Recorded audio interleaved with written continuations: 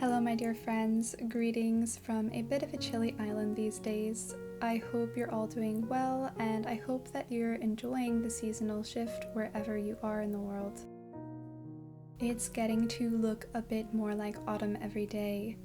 As for myself, I am enjoying the seasonal change, but also grappling with some pesky issues popping up, if I'm to be honest. I've explained before how I grew up as a classical musician and how that ultimately led me to a cycle of burnout.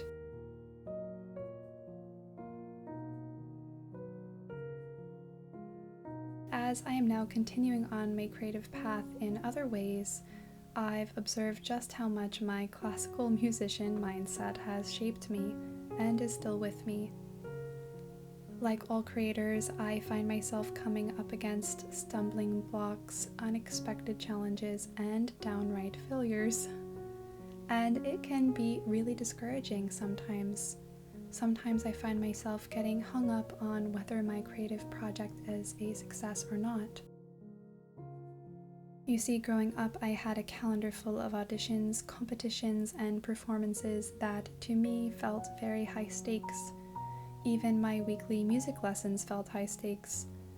These events served as a test for me, a test of whether I was on the path to success or not, and I could fall from that path at any time if those days didn't go well. I would work myself up to be so concerned over the end result of my hard work that the present moment began to feel unlivably stressful. I felt that my life would begin and that I could only allow myself to be happy and enjoy my life only after that audition or performance was over.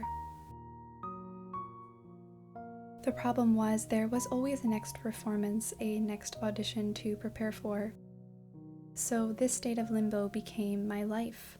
And because I had developed this mindset during the prime years of my psychological and personality development, I feel that it is quite deeply imprinted.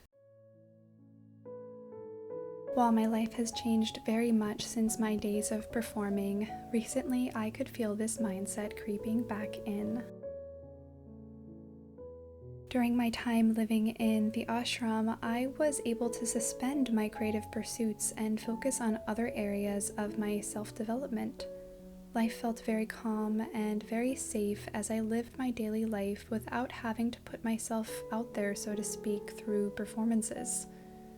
I felt a great sense of relief to seemingly break the cycle of stress that I had grown accustomed to for so many years. The issue was I didn't actually break the cycle. I had just paused it. And when I moved out of the ashram 4 years later, I hit play again. And quite soon, the cycle began again. And this quite boggled my mind because I thought that one of the main takeaways I had learned from my study of yoga was to not be attached to the results of our endeavors in this world. I had actually spent years thinking about this concept and doing my best to apply it to my life. And yet here I was, like old times, feeling as if I were the controller of my destiny, deeply identifying with my success and failure, and feeling ever so attached to the results of my actions going a very certain way.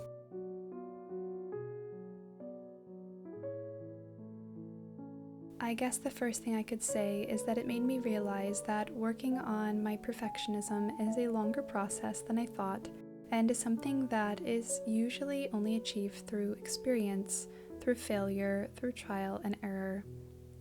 And that is the process of trial and error that I am in right now.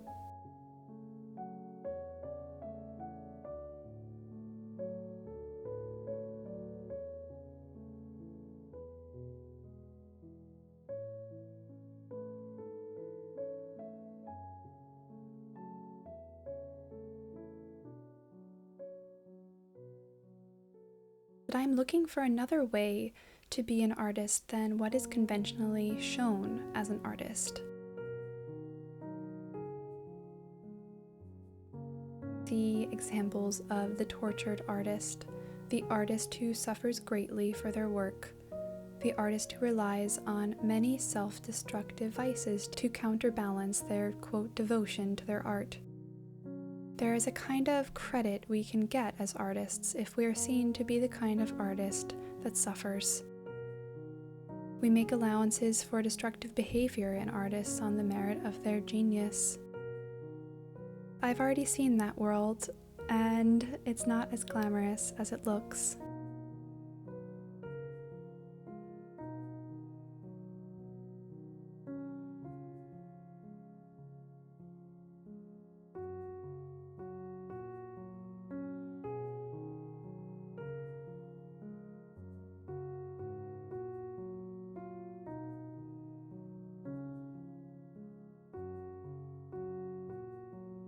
I believe there is actually another way to be an artist, and that is what I am on the journey of discovering for myself.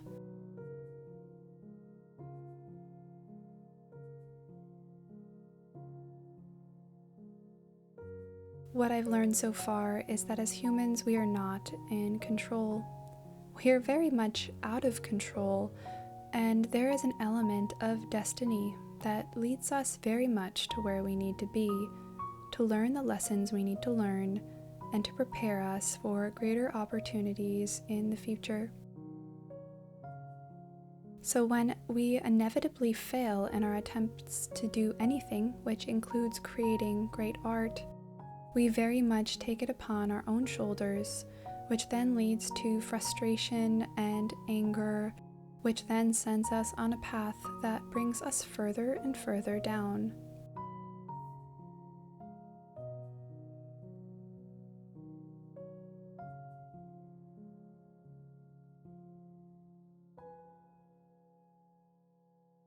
I am looking to create a mindset around my art that allows for the truth that I am not in control and that destiny is in play.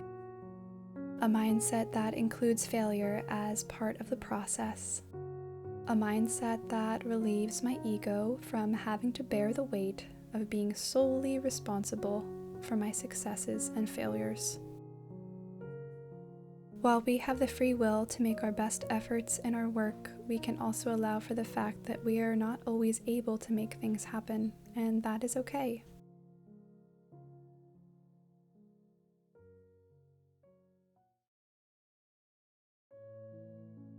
I have to be honest, there's still a part of me that is actually disagreeing with what I'm saying right now.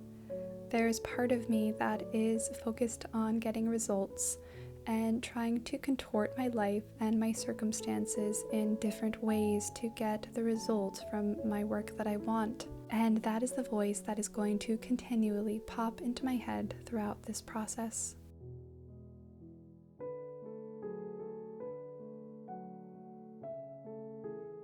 While I will continue to make my very best efforts to bring beauty into this world through my work, I at the same time view it as a training ground to better understand how to be less moved by my failure and success.